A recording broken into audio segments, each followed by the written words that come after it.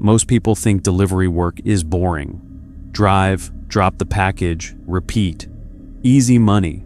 That's what I thought too, until I took the job in Hollow Creek, a quiet farming town tucked 5 hours away from anything that looked like real civilization. I only planned to stay a month, maybe 2, just long enough to stack some savings and disappear to somewhere warm. But Hollow Creek isn't the kind of town you leave easily. My first sign was the way people stared. Not curiosity, not friendliness, more like pity. On my first morning, I walked into the depot to pick up the truck keys. The room went silent. Every driver, every mechanic, every clerk turned and watched me, like I wasn't supposed to be there. The dispatcher, a heavy-set guy named Harper, stopped signing paperwork and squinted at me through tired eyes. "You're the new hire?" "Yeah, Jake Morgan," I said. "Night shift." The pens in his hand paused. Something flickered behind his eyes. Fear, maybe, or regret. "You sure about that?" he asked quietly. I laughed awkwardly. "The listing said nights pay overtime. Believe me, I'm sure." He stared a second too long, then slid a single key across the counter. "Truck hash 14. The metal tag felt colder than it should have. As I headed out, one of the older drivers called out to me. A thin man with sunken cheeks and a voice like gravel. "Sun sets at 7, he said. "Be done before then." "I'm scheduled until midnight," I replied. His eyes narrowed. "Then don't check your mirrors." I thought it was a joke, some small-town hazing ritual. I smiled, nodded, walked out the door, but he didn't smile back. Truck hash 14 wasn't anything special, just a white box truck with a squeaky door and a permanent pine tree air freshener hanging from the mirror. Someone had wrapped duct tape around the passenger side mirror like it had been ripped half off and shoved back on. Weird, but not unheard of. The first few hours were normal, boring even. Endless long roads with no houses in sight. Farmland stretching forever. The occasional mailbox sitting lonely at the end of a driveway. By 9 p.m., I was halfway through the route, sipping stale gas station coffee and flipping through radio stations. Every channel was static except one. Old country music with the kind of twang that felt older than the town itself. It didn't bother me. Not yet. Around 9:30, I reached my first rural drop. Just a small farmhouse, no lights on, no car in the driveway. Box on the porch, signature required. Nobody home. Great. I climbed back into the truck and checked my clipboard. Next stop was another 10 miles down the same dark road. That road stretched straight into nothing. No houses, no barns, no streetlights. Just a black tunnel of trees swallowing the headlights. The farther I drove, the darker it got. The radio fizzled into static. My high beams hit nothing but empty pavement. The night outside felt thick, like it had weight. Around the 3-mile mark, something flickered in the corner of my eye. A shadow on the road, long, tall, shape of a person, maybe. I leaned forward, squinting through the windshield. Nothing, just darkness. Probably a tree. I took a breath, eased back in my seat. Then something tapped the back of the truck. Just one tap, soft but sharp enough to hear over the engine. I checked the rearview mirror, and that's when the first rule of Hollow Creek should have made sense. Don't check your mirrors. But I didn't know it yet, so I looked. For half a second, I didn't see anything. Then the mirror flickered, like a shadow sliding across it, too fast to be caught. I jerked the wheel. The truck swerved across the center line before I corrected and dragged it back. "Get it together," I muttered. Probably a loose strap or something shifting in the cargo. Trucks make noises. It's what they do. But the road felt wrong now. Narrower, darker, quieter. I kept glancing back, couldn't help it. Every time, the mirror flashed. Black, shifting, closer. I turned the radio up. Static drowned the silence. 2 more miles, just 2 more, then another stop. Maybe civilization. Halfway through mile 4, something hit the truck again. But not a tap this time. A heavy thud, like someone slapped the outside of the cargo door. The wheel jumped in my hands. I clenched my jaw, refusing to look back again. Just road. Just road. Just get to the next house. But my brain wouldn't let go. What if someone was back there? What if something fell off the truck? I hit the brakes and pulled to the shoulder. The truck rolled to a stop. Engine idling. Silence stretching. The road ahead was nothing but black trees and cold asphalt. I opened my door and stepped outside. The air was colder than it should have been. Sharp. Still. Not a single insect buzzing. I walked to the back of the truck, waiting for my eyes to adjust. Trailer untouched. Door shut. No tire blowout. No loose cargo. Nothing. But behind the truck, the asphalt had footprints. Bare footprints. Human. Except the toes pointed the wrong direction. Backward. Like whoever made them wasn't walking toward the truck. They were walking away from it. I swallowed hard and forced a laugh. Raccoons. Mud. My mind filling in shapes. I climbed back into the truck and slammed the door. I didn't check the mirror. I drove. 5 miles, 10 miles, 15. The next farmhouse came into view. Porch light glowing weakly. A real house. Real people. Safety. I pulled into the gravel driveway and killed the engine. The silence of the night folded around me again. I opened the back of the truck, grabbed the package, and started toward the porch. Then I heard footsteps on gravel. Behind me. Slow. Heavy. Not a person hurrying. Not an animal pacing. Something walking with purpose. I turned around fast. Nothing there. The driveway was empty. The road was empty. The trees were empty. But the truck's passenger side mirror was turned toward me, tilted down, as if someone had been looking into it. I hurried up the porch, dropped the package, knocked once, and practically ran to the truck. When I got inside, I looked straight ahead. No mirrors, no turning, just staring at the windshield. I shifted into drive, but someone, or something, knocked on the side of the truck. Once. Slow. Deliberate. I froze. Then I made the mistake that every driver in Hollow Creek eventually makes. I looked in the mirror, and for a moment, just a fraction of a second, I saw it. A figure standing behind the truck. Tall. Wrong. Stretching sideways like a shadow cast by a body that wasn't there. It leaned toward the truck, as if trying to see inside. Then it vanished. The mirror went dead black. I floored the gas. The truck fishtailed, gravel spraying behind me. I didn't care if I hit a mailbox, a ditch, a fence. I just drove. The radio crackled. Not static. A whisper. Soft. Breathy. Curling through the cabin. Keep driving. I punched the radio off with my fist and didn't turn it back on. By the time I reached the depot, sunrise was touching the horizon. I parked the truck, slammed the door, and walked inside, shaking like a branch in the wind. Harper was waiting for me. He didn't ask if the route went well. He just stared at my face, pale and sweaty, and whispered, "You checked your mirrors, didn't you?" I didn't answer. He didn't need one. Behind him, the older driver from that morning watched me with sad, knowing eyes. "Truck 14, he asked Harper quietly. Harper nodded. The old driver sighed. "Another one," he muttered. "Should have told him sooner." I stepped forward. "Told me what?" They didn't answer. They just looked at each other. And in that silent stare, I realized one thing. Whatever followed my truck last night wasn't finished. I slept through the day, but it wasn't rest. More like shutting down. Every time I drifted off, I saw that shadow leaning toward the truck, its shape stretching in ways a body shouldn't bend.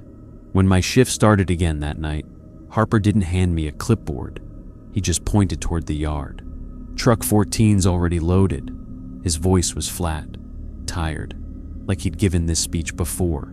I didn't move. "I want a different truck." He slowly shook his head. "Doesn't matter. Not anymore."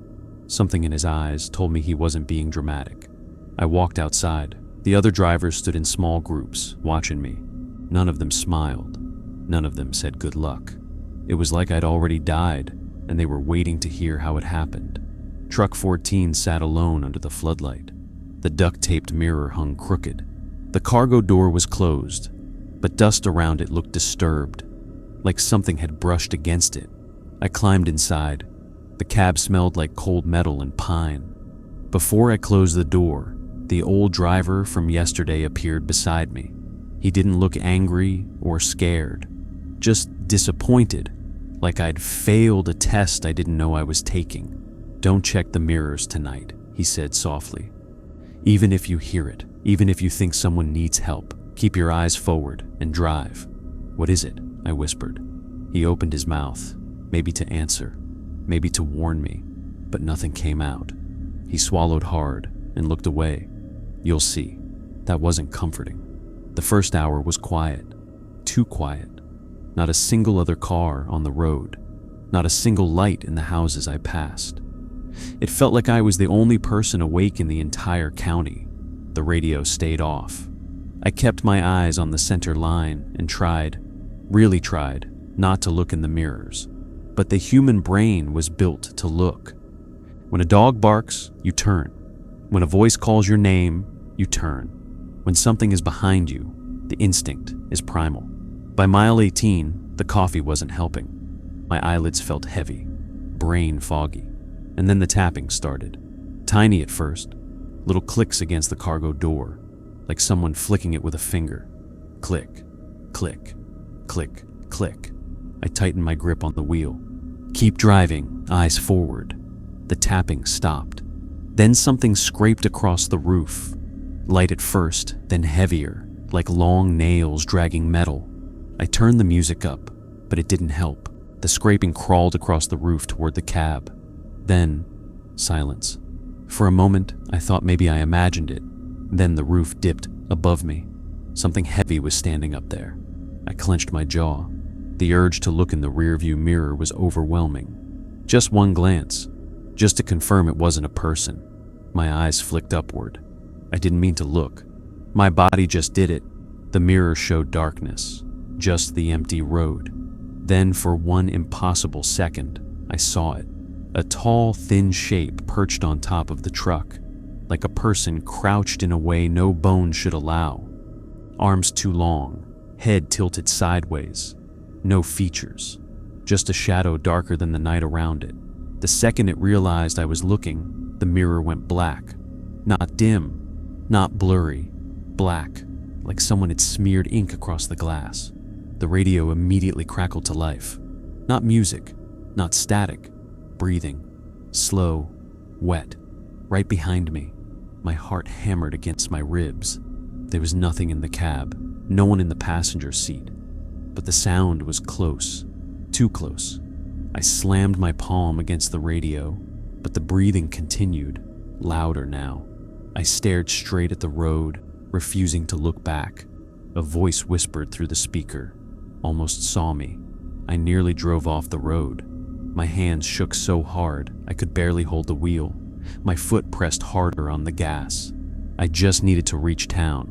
Lights, people, anything. The voice whispered again, "Don't blink." I blinked.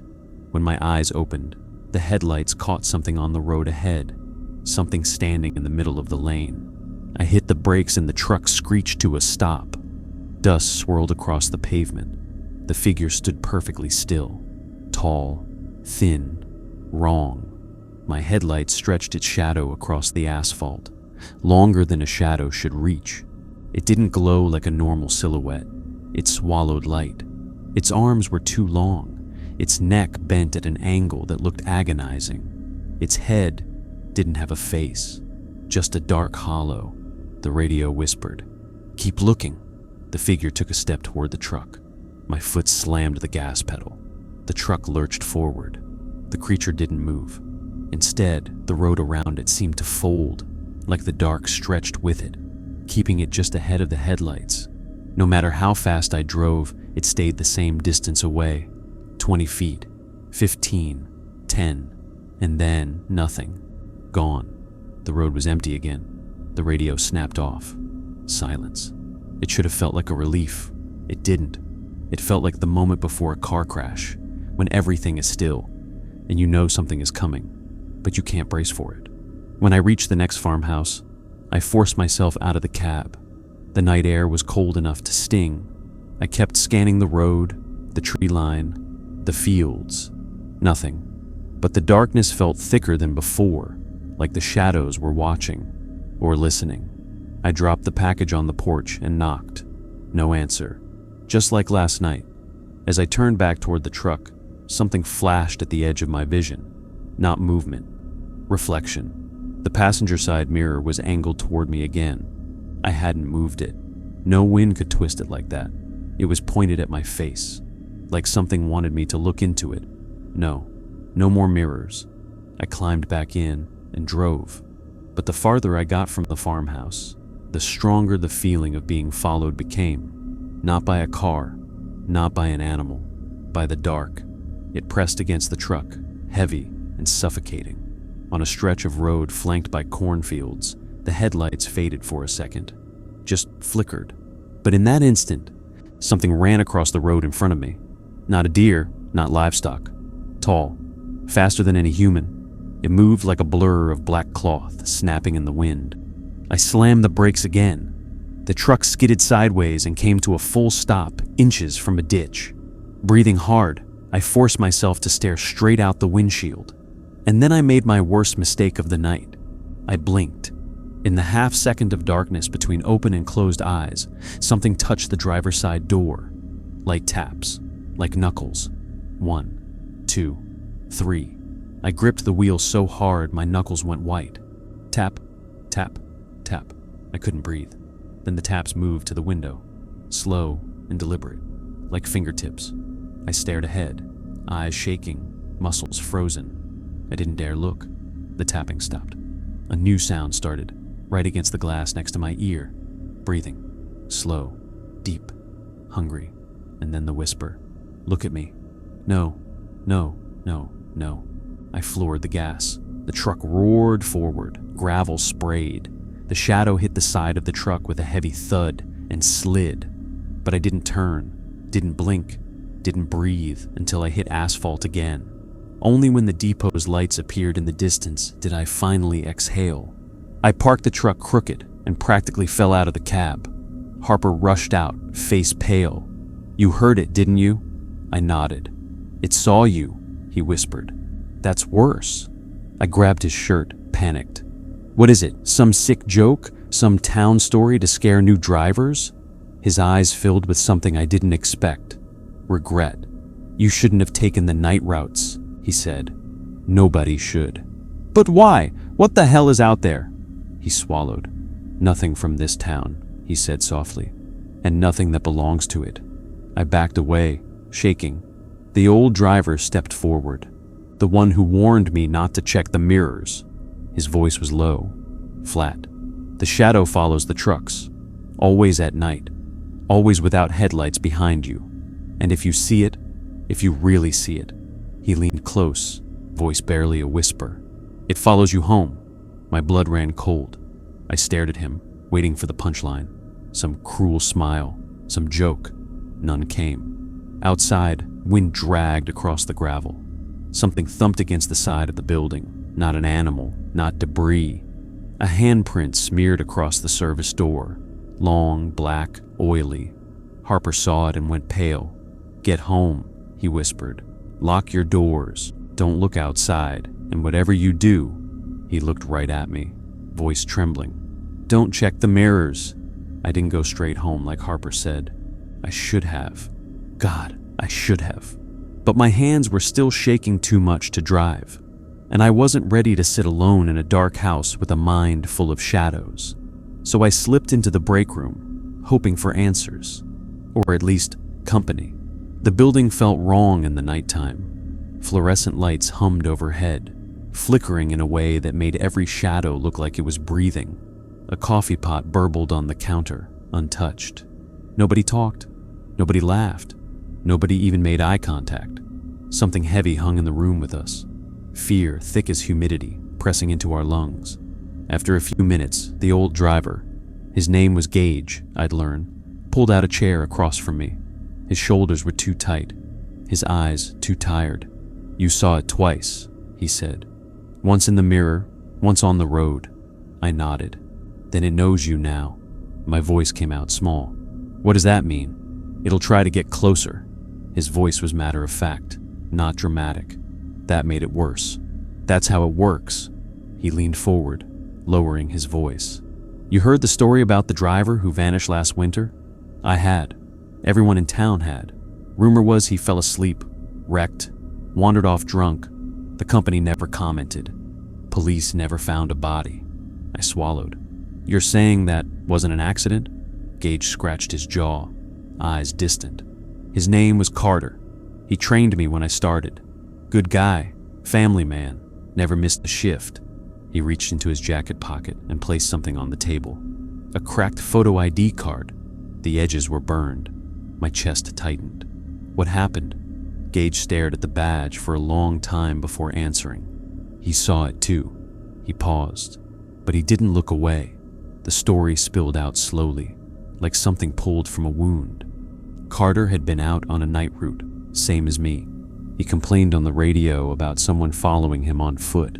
Dispatch thought he was exhausted, told him to drive back, but he didn't. He kept seeing the figure in the mirrors. Every mile it got closer, sometimes behind the truck, sometimes beside it. Once, he said he saw it perched on the power lines, keeping pace. When he got to his last stop, he called dispatch again. His last recorded words, "It's standing right behind me." The radio cut out. A passing motorist found the truck the next day, engine running, door open, cargo mostly untouched. But the driver's seat had deep claw marks dug into the headrest, as if something with long fingers had gripped it hard. And the mirrors? All three were shattered outward, like they'd exploded. I felt something cold spread through my chest. "And the body?" I asked. Gage shook his head. "Never found." "What did the police say?" "They don't. They stopped coming to Hollow Creek after the second disappearance." I stared at him, trying to make sense of it. Second? His jaw clenched. Carter wasn't the first, and he wasn't the last. My skin crawled. Harper stepped into the doorway, catching the tail end of our conversation. "That's enough, Gage." Gage ignored him. "You think this is about spooking the new guy? Ask yourself why we don't hire locals anymore. Ask why the depot won't assign night routes to anyone who lives here." I stared between them. Something ugly passed between their eyes. Gage stood, zipping his jacket. "Go home, Jake. Lock your doors. You'll see for yourself soon enough." He left without waiting for a response. Harper lingered a moment longer. "You want advice?" he asked quietly. "Quit. Drive out of town while you still can. Just don't check your mirrors on the way." Something in his voice scared me more than the creature had. He wasn't threatening me. He was pleading. Outside, the sky was turning pale with dawn. Faint hints of orange touched the trees. Fog settled across the fields like low smoke.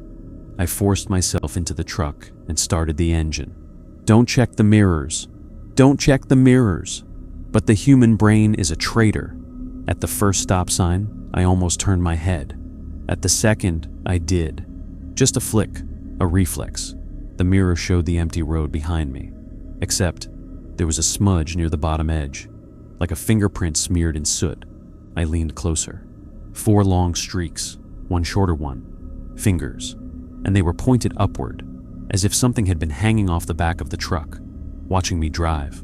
I slammed the mirror flat so I couldn't see anything in it and forced my eyes forward. Road, houses, trees. Don't look back.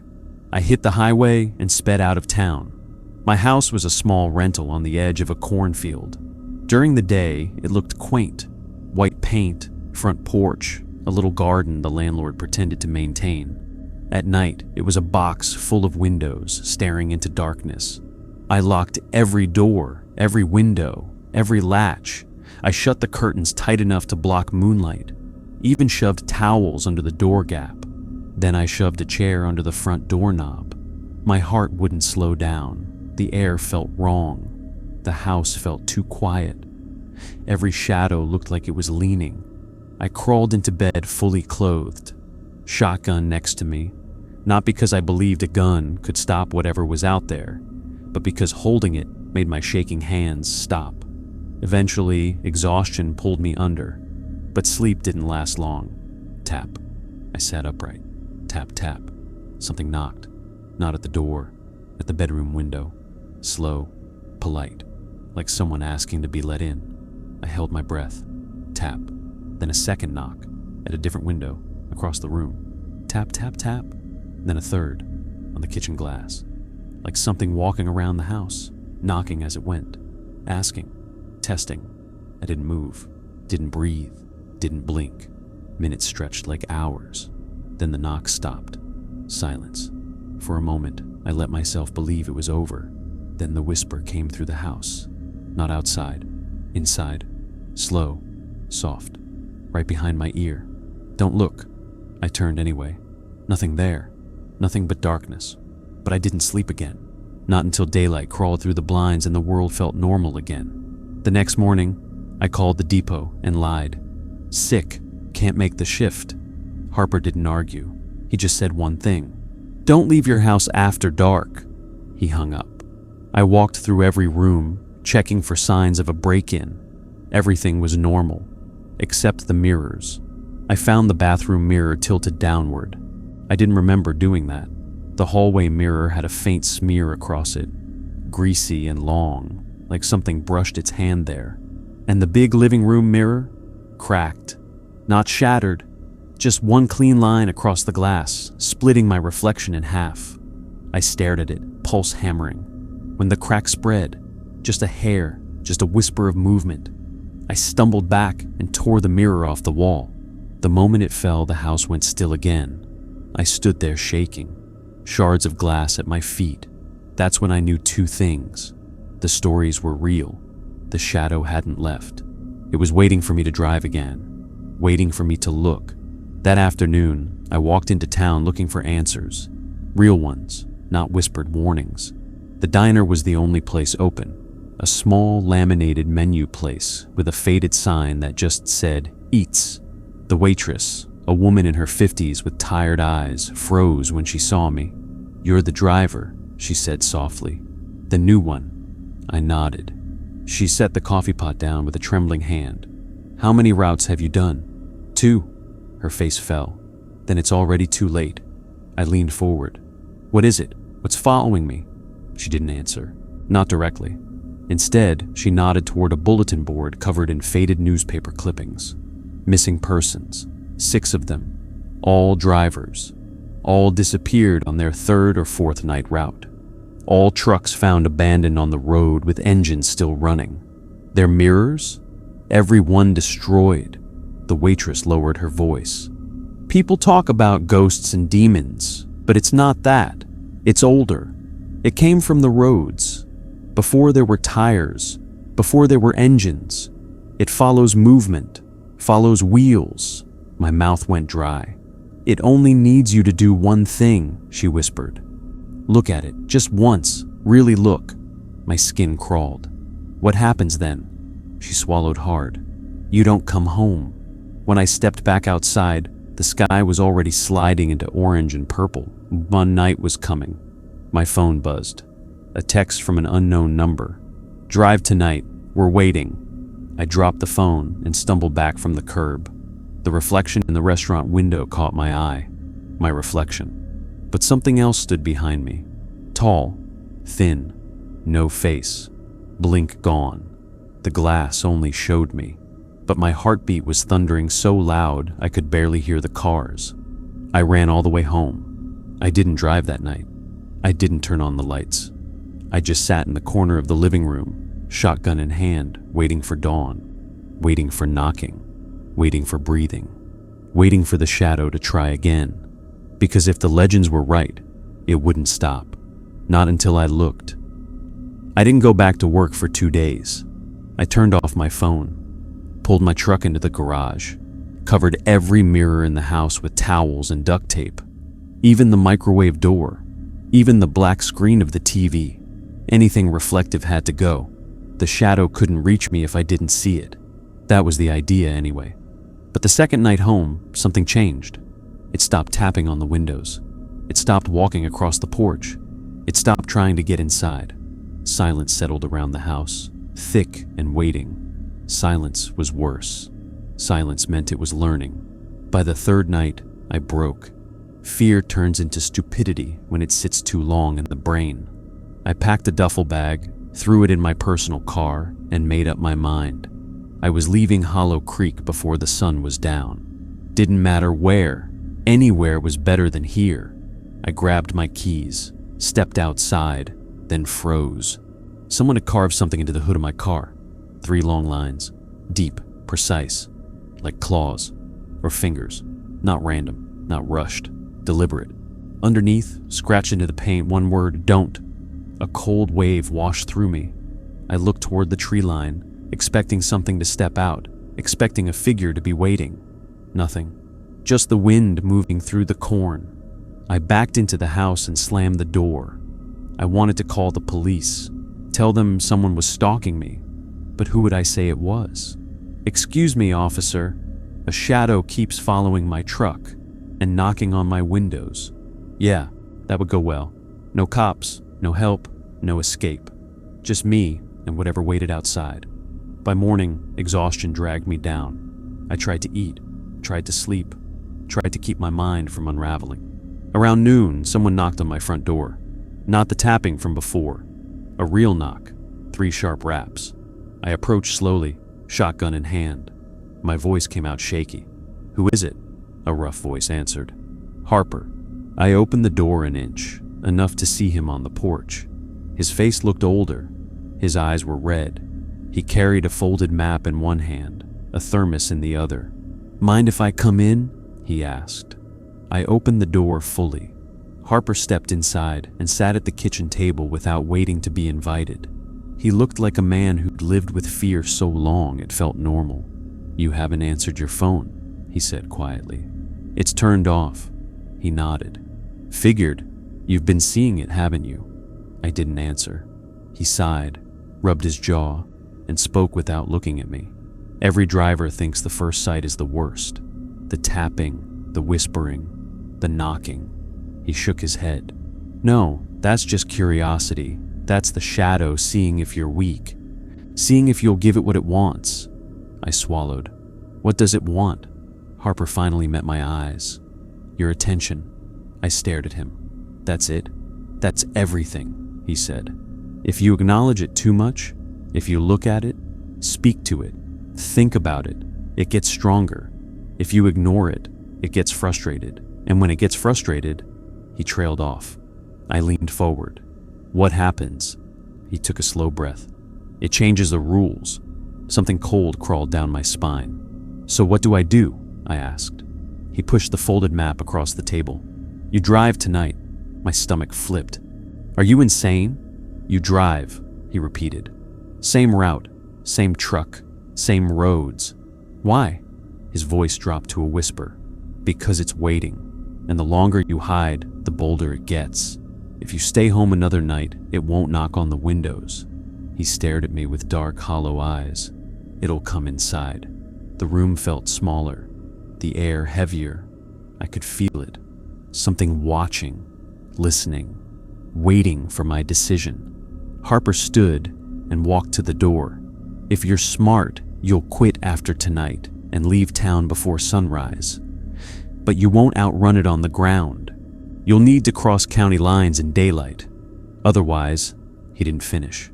He didn't need to. He left without another word.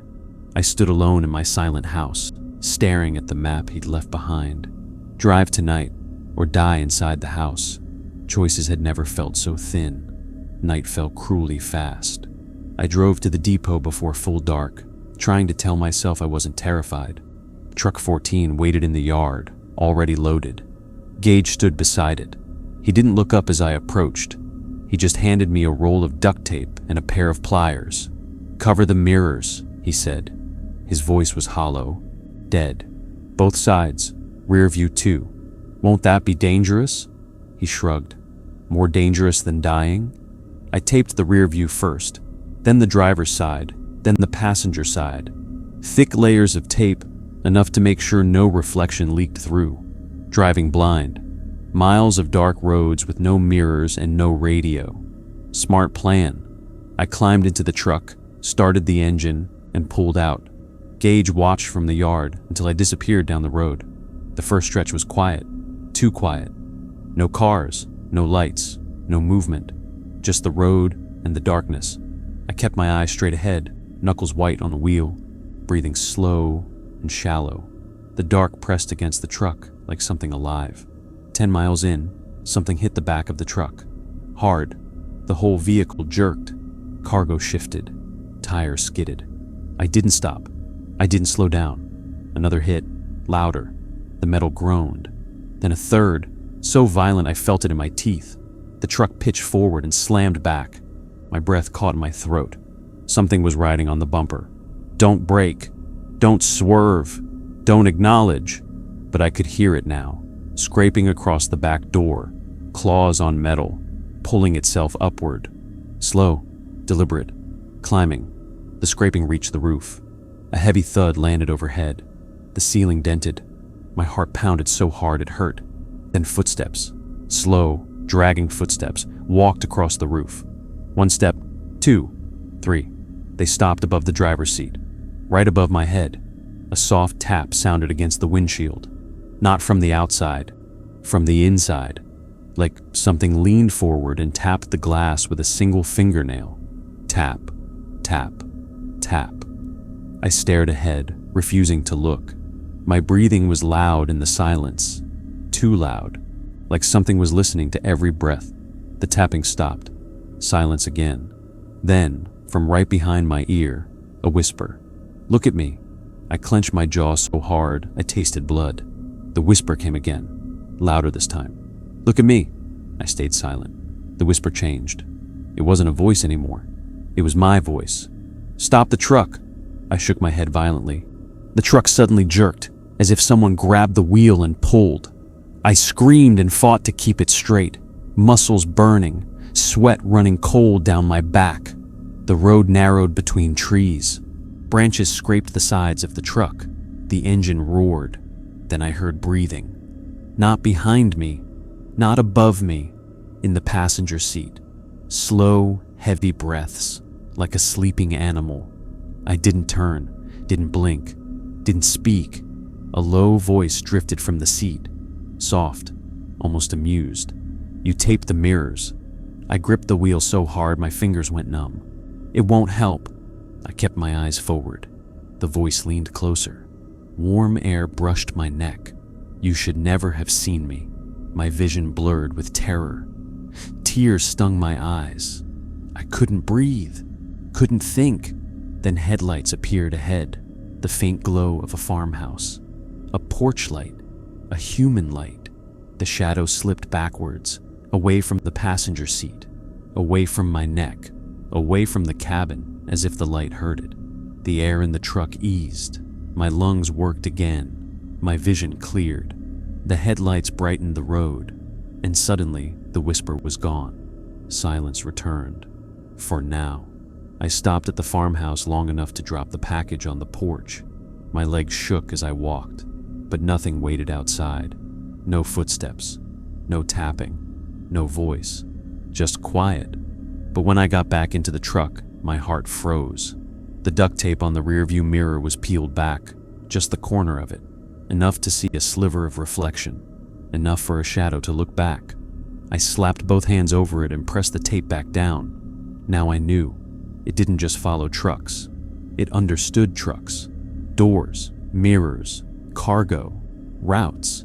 It understood drivers too, and it was learning faster. It wanted one thing, my eyes, just one good look.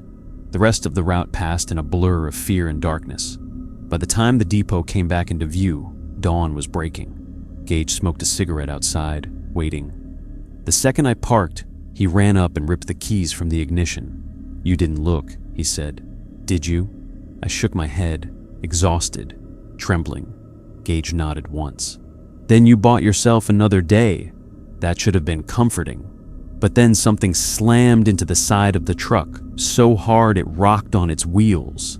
Gage dragged me backward into the building as the metal dented inward. 5 long marks carved into it from the outside. A hand, a reminder. Don't stop, don't look, don't acknowledge. But the shadow was getting closer, and I was running out of days. I didn't quit. I should have. Every instinct I had, every rational thought told me to run and never look back. But the shadow didn't want me gone. It wanted me driving. And if I left the truck behind, it would follow me on foot, just like it did to the others. So I kept showing up at sundown, pretending I wasn't a walking dead man. That night, Harper didn't meet my eyes as he handed me the clipboard. His hands shook. "Don't take Route 19, he said. "I'm not assigned Route 19. I know." He leaned in close. "If dispatch calls you and changes the route, don't answer. Don't listen. Just follow the sheet." Something about the way he said it made my skin crawl. "You're scaring me," I muttered. He gave a thin, humorless smile. "You should be." The first drops were normal. 3 farmhouses, a storage barn, a lonely cabin with a dog that wouldn't come out onto the porch. Everything looked like a familiar country night emptiness, but the quiet felt different. Not peaceful, expectant, like the dark was holding its breath. Halfway down Miller Road, the radio crackled to life. "Truck 14, you there?" It was dispatch, a woman's voice, calm, professional. Too calm. My hand hovered over the radio. "Don't answer. Follow the sheet." "Truck 14, the voice repeated. "Route change. Take Route 19 northbound. We have a high priority delivery." My stomach dropped. Route 19 was a dead road, a narrow, barely paved farm track that led through 6 miles of woods and ended in nowhere. Nobody delivered there. Nobody even drove there. "Truck 14, please confirm," the radio said. "Route 19, northbound, now." My fingers trembled. If I disobeyed, dispatch would assume I crashed or abandoned the route. They'd send someone out here, or worse, send no one at all. But if I obeyed, something was waiting on Route 19. Then the radio hissed, soft, almost gentle, and a new voice came through. My voice. "Take the road." I shut the radio off. The truck suddenly lurched to the right, as if someone shoved the wheel. The engine roared, tires screeched. The truck turned itself toward Route 19. I fought it, muscles burning, arms shaking, trying to keep the wheel straight. It didn't matter. The truck kept turning. Like another pair of hands held the wheel. My breath broke into gasps. I jammed both feet against the floor, braced my shoulders against the seat, and yanked the wheel as hard as I could. The truck shuddered.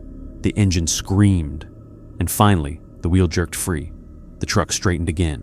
I sat shaking, heart slamming against my ribs. I wasn't alone in the cab. Whatever followed me wasn't content with watching. Not anymore. It wanted to drive. The road ahead split, left to town, right to Route 19. My route sheet said left. So I turned left. The truck went right. Smooth, effortless. The wheel didn't fight back. The truck just disobeyed. Deep down, I knew the truth. I wasn't in control anymore. Not of the truck, not of the route, not of anything. So I let the truck roll down Route 19, tires humming over broken pavement, branches scraping the roof like fingers dragging along a coffin lid. 15 minutes of tight forest passed on both sides. The headlights barely reached the trees. The darkness looked deeper here, like ink. Something ran across the road ahead of me, too fast to see clearly. A blur of limbs and shadow. Then another, shapes moving just outside the light, keeping pace. If I stopped, they'd reach the truck. If I slowed down, they'd catch me. So I pressed the accelerator. The farther I drove, the stranger things became. No houses, no lights, no fences or mailboxes. Just endless woods. Then, a sound. Tap, tap, tap on the cargo door. A chill slid down my spine. Don't stop. Don't look. Don't acknowledge. The tapping moved across the metal, up the side of the truck, then onto the roof. Something crawling, something heavy. The ceiling sagged an inch. A second weight landed, then a third. The roof creaked under them. I gripped the wheel, breathing hard. The tapping stopped. Silence. Then a human voice whispered from the roof. "Help." A woman's voice. Soft, weak, like someone injured, clinging to life. My pulse stalled. Sweat soaked my skin. "No," I whispered. "No, you're not real." Another voice joined it. A child's voice this time. "Please let us in." Something scraped across the roof, nails clicking against metal. "Don't leave us." My vision blurred. Then, I heard something that almost made me slam the brakes. A man's voice I knew. "Gage." "Jake," the voice whispered. "Stop the truck." My hands shook. Gage wasn't here. Gage hadn't left the depot. Gage wasn't on my route. So how was he whispering above me? My voice came next. 4 inches above my head. "We need to talk." I didn't breathe. I didn't blink. "Look at me." "No, no, no." The voice became angry, like something wearing my voice but not understanding it. "Look at me." Then, something punched through the roof. A hand. Long, pale fingers punched down and curled into the ceiling lining. The metal groaned. The roof split further, inch by inch. I couldn't stop shaking. The fingers stretched down, reaching for my face. I swerved wildly, trying to throw it off. The truck fishtailed across the narrow road. Branches scraped the doors. The hand dug deeper. Just as the fingers neared my shoulder, a horn blared ahead. Bright floodlights hit my windshield. A truck, another company truck, parked sideways across the road like a barricade. I slammed the brakes. The shadow hand snapped back into the roof like a whip. The truck skidded to a stop, inches from the other vehicle. My breath came in ragged bursts. The headlights of the parked truck flickered. Once, twice, then shut off. Darkness swallowed the road. I reached for the radio with shaking fingers, but it turned on by itself. A whisper crawled from the speaker. "Go see." The cab felt too small. My skin crawled. But something else hit me deeper. Recognition. This was the same truck that disappeared last winter. Truck 9. Same dented bumper. Same faded logo. Same broken mirror hanging loose on the side. I slid out of my seat and approached slowly, shotgun in hand. The night around me pressed in, thick and silent. I reached the driver's window and wiped the fog from the glass. Empty. No driver. No blood. Just a jacket on the seat. I pulled the door open. The cab smelled like cold dirt and rust. The keys sat in the ignition. Engine off, but the battery light glowed faintly. I reached for the jacket. Something cold brushed the back of my neck. I spun around. A figure stood behind me. Not close. Not far. Just there. Tall. Thin. Black as the space between stars. No face. No features. Just a shape that swallowed light. It didn't move. Didn't breathe. Didn't blink. It just watched. Or listened. Or waited. I took one step backward. The figure tilted its head slightly. Not curious. Not confused. Hungry. Then something whispered behind me. "Don't run." I didn't look back. I just ran. I sprinted across the road, dove into my truck, and slammed the door. Something hit the truck instantly, hard enough to rock it. Then another hit. Then another. Fists. Foreheads. Hands. Something slapping the sides like bodies thrown against the metal. I floored the gas. The tires screeched. The truck lurched forward. Bodies, shapes, shadows flashed in the headlights. I hit something. Maybe one of them. Maybe nothing. But the truck burst through, swerving around the abandoned vehicle. I didn't stop. I didn't breathe.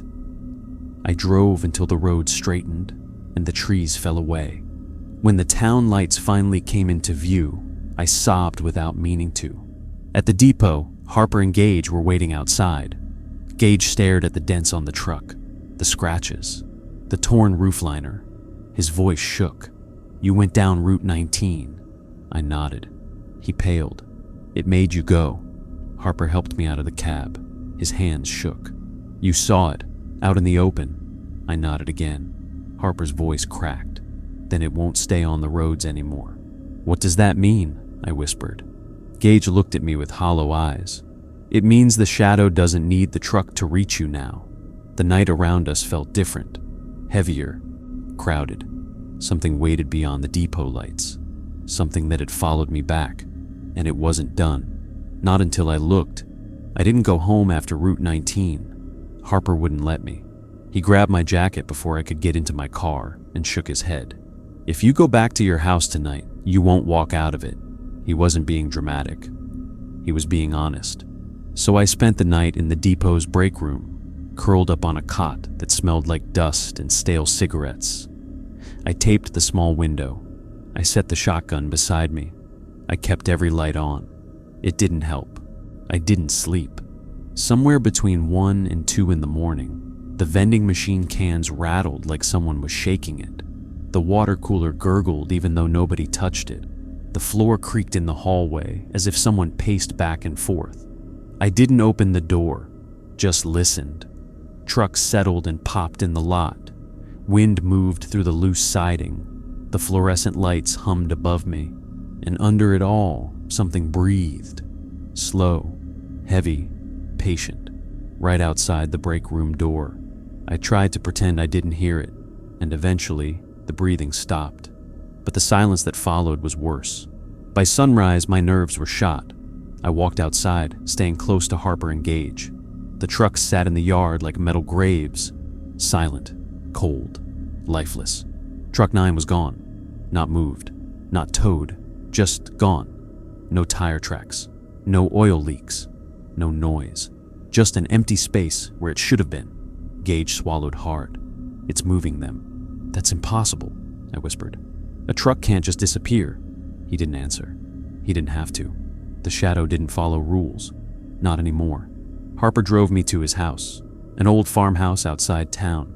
No neighbors, just fields and dust and a yard full of rusted tractors that would never run again. But his house was bright, warm, cluttered. Crosses above the doors, salt lines across the windowsills, curtains so thick light couldn't slip through. This wasn't superstition. This was preparation. He poured 2 coffees, but didn't drink his. "You need to understand something," he said. "There are no rules, not reliable ones. Not anymore."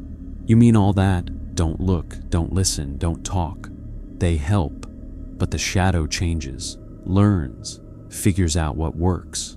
His voice drifted lower, and it adapts. Gage sat on the couch, hunched forward, staring at the floor. He hadn't spoken since we left the depot. He looked like a man 2 seconds away from breaking. "What do we do now?" I asked. Harper ran a hand over his face. For the first time, I saw real fear there. "We survive, as long as we can."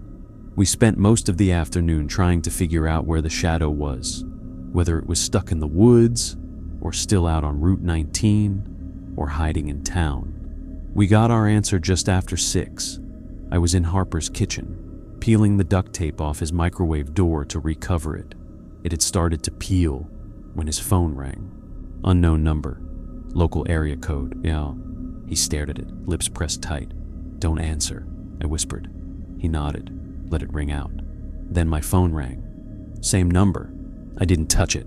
The voicemail beeped. A voice filled the room. My voice. "Jake, look outside." Harper swore and lunged for the window, ripping the curtain aside. We all froze. My car was parked in Harper's driveway. I hadn't driven it there. I hadn't touched it since the shadow scratched "Don't" into the hood. But there it sat. Quiet, perfectly centered. Doors closed. Headlights off. Gage stepped back from the window. "This is how it starts," he muttered. "It moves things, toys with you." The phone rang again. This time Harper answered. His voice shook. "What do you want?" A woman's voice spoke. Not angry, not aggressive. Soft, pleading. "Let me in." Gage went pale. "Hang up." Harper froze, like the voice was pulling him forward, hooking into his mind. The voice changed. It became my mother's, then a child's, then Harper's. My stomach turned. The voices weren't recordings. They were learning, imitating, perfectly. Harper slammed the phone down. "No more calls," he snapped. "No more windows, no more doors." He locked both deadbolts, chained the latch, and dragged the couch in front of the entry. I helped shove the kitchen table against the back door. Gage pushed a dresser to the sliding door, a fortress of locks and furniture. For a while it worked, until the lights flickered. Once, twice, then went out. Complete darkness swallowed us. Gage cursed and fumbled for a flashlight, but Harper grabbed his wrist. "Don't turn it on." "Why not?" Harper's voice cracked. "Anything with a reflection shows it where we are." My skin crawled. In the dark, every surface became a trap. A window, a glossy countertop, a phone screen, the face of a watch. Harper started taping every reflective surface blindly in the dark. Mirrors, picture frames, oven door, the TV. Something scratched across the outside of the kitchen wall. Slow, dragging, like nails carving through siding. Gage whispered, "It found us." A soft creak echoed through the house, the back porch steps shifting under weight. Then the window behind us bowed inward, not breaking, bending, like something pressed its face against the glass. We stood as still as statues, not daring to breathe. A fist or hand or something thumped the window once. A heavy, deliberate knock. Harper whispered, "Don't answer." The shadow knocked again. Harder. The wall shook. Glass crackled. Then through the window, a voice whispered, "Can I come in?" My blood turned to ice. The voice wasn't threatening. It was polite, hopeful, almost desperate. "Please, let me in. It's cold." We didn't move, didn't answer, didn't breathe. The shadow tried again. "I'm hurt." Silence. "I'm lost." Silence. "Look at me." Those 3 words crawled under my skin like spiders.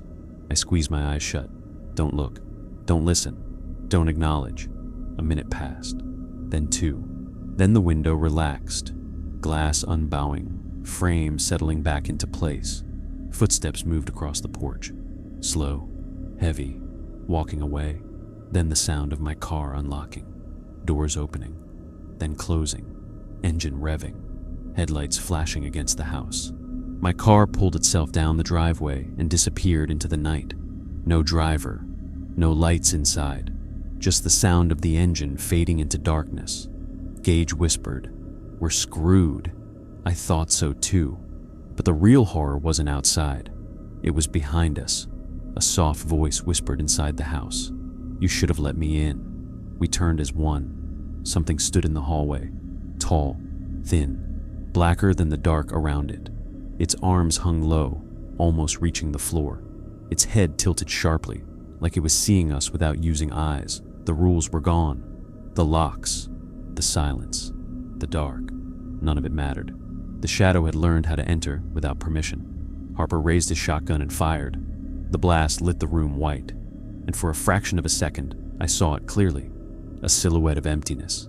A human shape with no body. A hole cut out of reality. The gunshot punched a hole in the drywall behind it. The shadow didn't flinch, didn't bleed, didn't move, just watched. Gage grabbed my arm and yanked me toward the back door. "Run!" We sprinted through the kitchen, shoved the table aside, tore open the chain lock, and threw the door wide. Cold night air hit us. We barreled into the yard, not looking back. Grass slapped our legs, boots slipping through mud. The cornfield loomed ahead.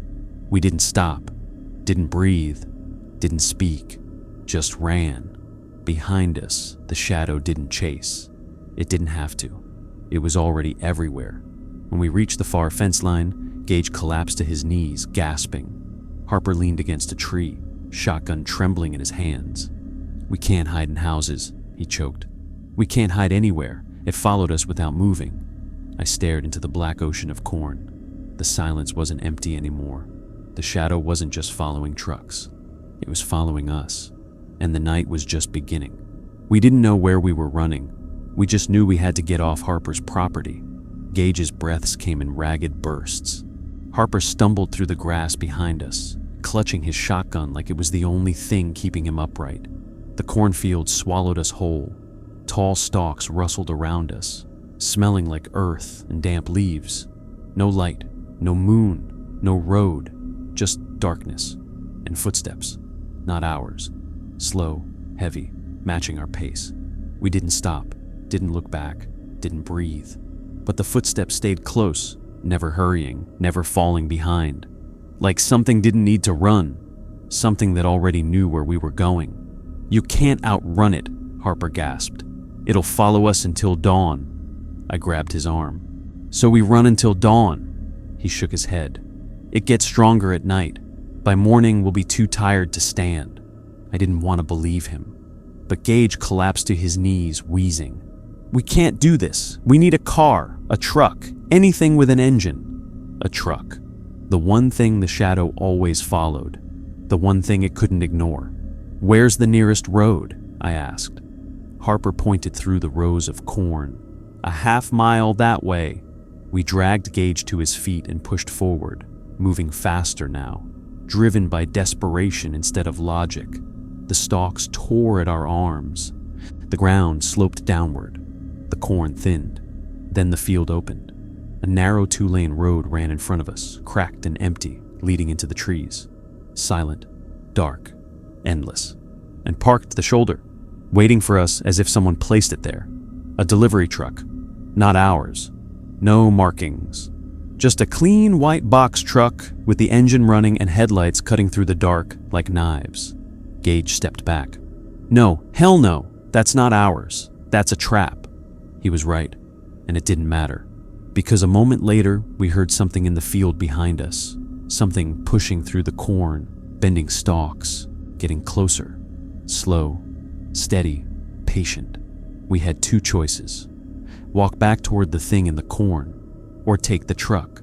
Harper spoke without turning around. We don't survive the night on foot. The headlights flickered twice, like the truck was acknowledging us, inviting us. We climbed in. The inside was clean, too clean. Not a speck of dirt, not a single delivery box, just empty metal walls and a key in the ignition. The dashboard clock read 12:03 a.m. Harper took the driver's seat. I sat passenger side. Gage crouched behind us, shaking. Harper shifted into drive. The truck rolled forward. No radio, no GPS, no cargo, just the road stretching ahead. For a moment, a dangerous thought crossed my mind. Maybe this truck wasn't from the shadow. Maybe someone left it for us to escape. But the hope didn't last. The headlights cut off without warning. Darkness swallowed the road. Harper slammed the brakes. The truck skidded to a stop. The engine still ran, but the lights were dead. We sat in blackness so complete it felt physical. Gage whispered, "Don't open your door. Whatever you do, don't open." Something slapped the side of the truck. Hard. Metal buckled inward. Another hit. Then another. Dozens of blows slammed the cargo box. Hands, fists, foreheads, bodies, thudding against the metal, denting it with every strike. Harper gripped the wheel. It followed us. Gage curled against the wall, hands over his head, whimpering. The truck rocked violently, like something was trying to roll it. "It wants us out," Harper said. The roof dented inward. A long, pale hand punched down through the metal and groped inside, fingers scraping across the ceiling liner. I screamed and pulled my legs up, avoiding the reach. The hand withdrew. Silence fell. Then the radio crackled on. Static. A voice came through. Not mine, not Harper's, not Gage's. Stranger's voice, steady and calm. "Truck 9, do you read?" My stomach dropped. Truck 9. The missing driver. The one who vanished months ago. The voice continued, as if reading from a script. "Inbound for final delivery." Harper shook his head slowly. "Don't answer, don't speak." But the voice didn't need us to. It changed, morphing, shifting, until it matched my own voice perfectly. "Jake, this is your stop." My blood ran cold. The truck jolted forward. Harper didn't touch the gas. The engine revved on its own. Tires grabbed the pavement. The truck accelerated, fast. "Brake!" I yelled. Harper jammed both feet on the pedal. Nothing. The speedometer climbed. The truck swerved through the dark like someone else was driving. Trees blurred past. The road curved. The truck didn't slow. Gage screamed as we hit 70, then 75. We were going to crash. We were going to die. Maybe that was the point. Then, just as suddenly, the truck slowed. Lights flickered back on. But we weren't on a road anymore. We were on a dirt path leading deep between two rows of abandoned storage units.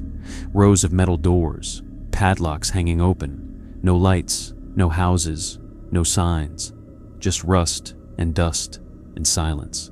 The truck turned itself and stopped in front of Unit 31. The engine shut off.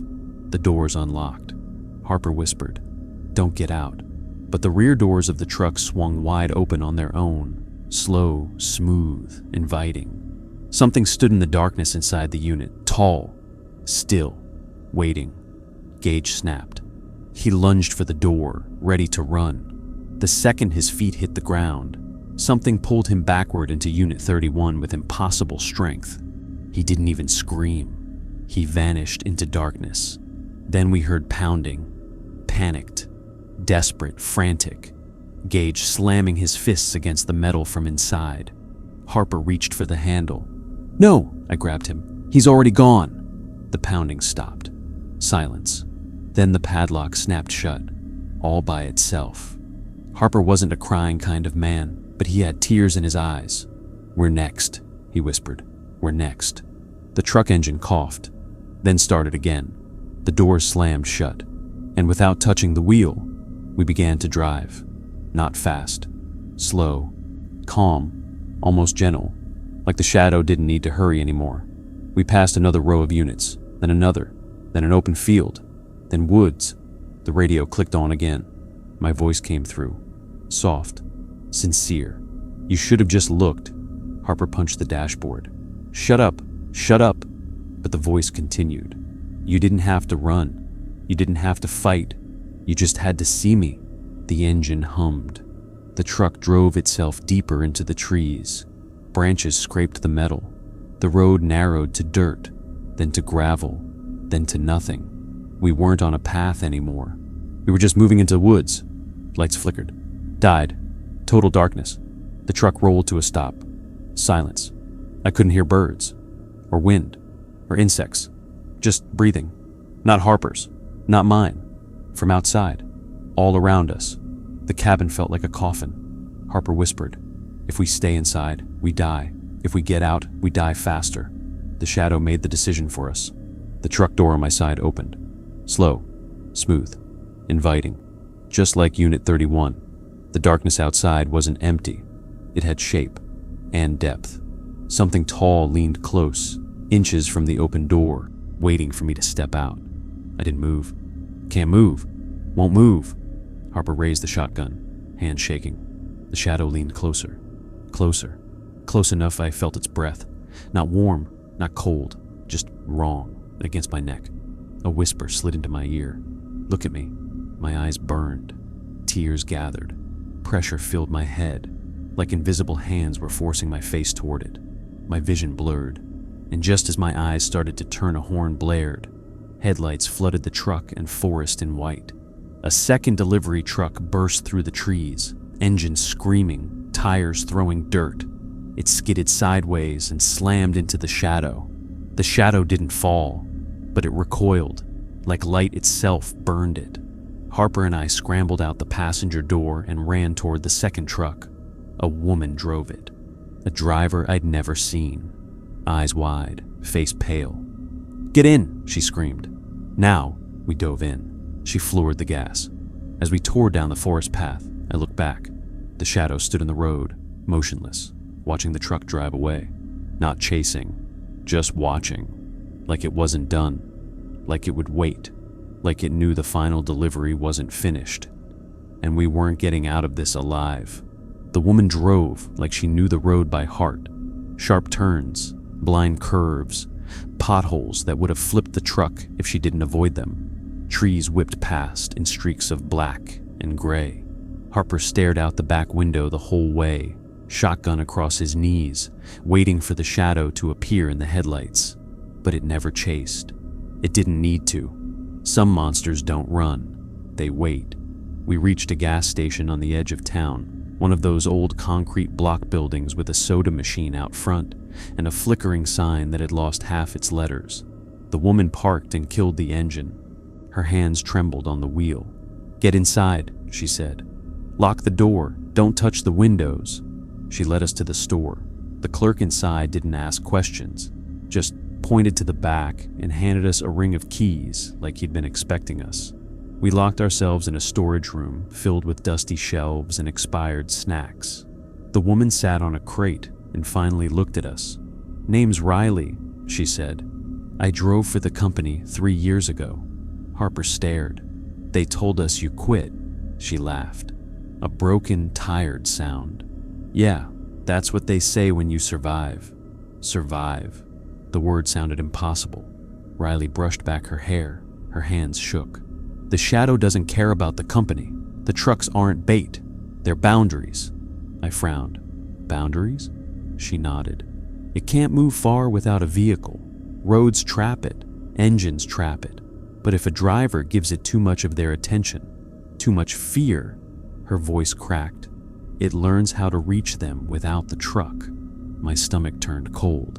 "Gage, the missing drivers, me," Riley continued. "We don't work for delivery anymore. We work to keep that thing on the road, keep it moving, keep it distracted, keep it confined. It wasn't a job. It was containment.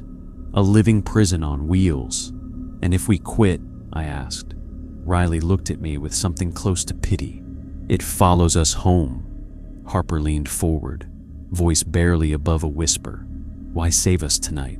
"Because it's getting stronger," she said. "It used to take years before it learned a driver's voice. Now it took days. It's not just following trucks anymore. It wants the people." Silence settled heavy and thick. Then Riley lifted the keys and dropped them into my lap. "You'll take a truck in the morning. Daylight routes only. Stay out until sundown. Don't stop. Don't look. Don't let it learn you too fast." My hands shook. "You're telling me I have to drive for the rest of my life?" She nodded. "Either on the road or in the dark." Harper rubbed his face. "We should warn people. Tell the sheriff. Tell the town." Riley's expression didn't change. "You think we haven't tried?" "They don't believe. And the ones who do start seeing things, hearing things, sleeping in their cars because they're too scared to go inside." She leaned closer. "You don't warn people about the shadow. You protect them from it." Something about the way she said it felt final, like a sentence, like a cage. We stayed in that storage room until the sky turned gray. None of us slept. None of us spoke. The quiet felt like a grave with 3 living bodies in it. When dawn broke, Riley stood and stretched. "You need food, water, sunglasses, duct tape for the mirrors, and a truck." Harper asked what we were all thinking. "Where do we go?" Riley pointed to the open highway. "Anywhere, as long as you never stop." I wanted to scream. I wanted to run. But the memory of Gage being dragged into that storage unit came back in vivid flashes. Running didn't save him. Running didn't save any of them. We followed Riley outside. The sky was pale and soft, like morning didn't want to commit to being day. A truck waited at the pumps. A newer one, clean, white, no scratches, full tank, keys already in the ignition. Riley handed Harper a clipboard. "You drive, he'll map, he'll watch the roads." I swallowed hard. "And you?" A sadness flickered in her eyes. "I've been running longer than either of you. I need rest." "You can come with us." She shook her head. "I'm done. I'll last a few days at most." That was the way it ended for drivers. Not with rescue, not with retirement, with exhaustion. Harper took the driver's seat. I climbed in beside him. Riley leaned in the window one last time. "If the engine stalls, don't get out. If a voice calls your name, don't answer. If you hear knocking from the back, promise me you won't look." I nodded. She stepped away, arms crossed against the cold. "Good luck," she said. Harper started the engine. For a brief second, nothing happened. No shadow, no whisper, no hands on the roof. Just the low purr of the motor and the soft hum of the road beneath us. We pulled onto the highway. Miles passed. Sunlight poured through the windshield.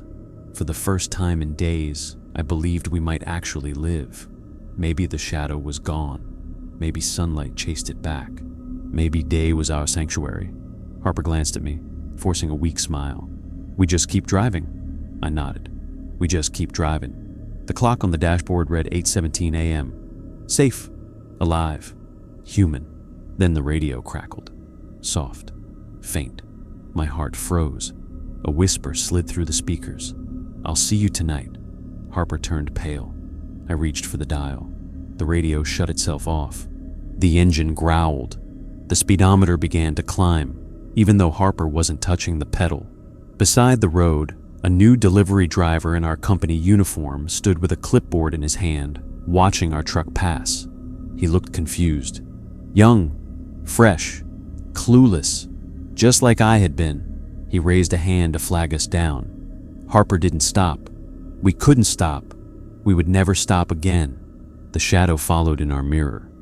Just a dark smear on the pavement, stretching longer with every mile, waiting for night, waiting for mistakes, waiting for us to blink. I stared out at the endless road. There was only one rule now. Drive. Because once you see the shadow, you don't get to quit. You don't get to go home. You don't get to escape. You just take the job and hope someone lasts longer than you did.